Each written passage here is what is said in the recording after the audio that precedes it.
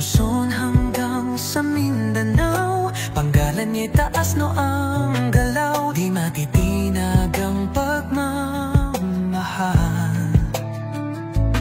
sa lider na sama-sa ay tapat. Sa puso ng tao siya'y natural, tunay na tapang, walang kapantay.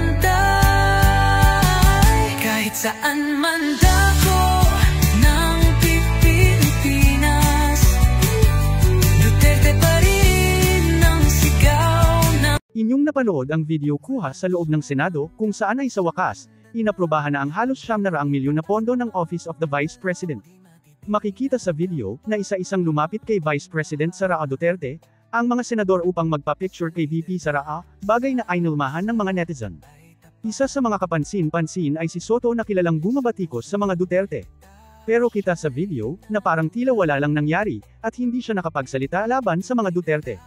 Bukod kay Soto, napansin din ng mga netizen si Loren Legarda at Sherwin Gatchalian na lumapit kay Sara matapos ang budget deliberation. Ang dalawang senador ay kakailanganin ang endorsement ni VP Sara sa 2028 upang manalo. Magiging mahigpit ang labanan sa nasabing taon dahil marami ang mga luma at bagong senador ang susulpot at tatakbo sa ganitong posisyon.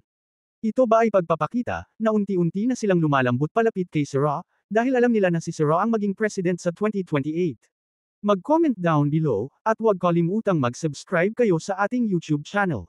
Maraming salamat po.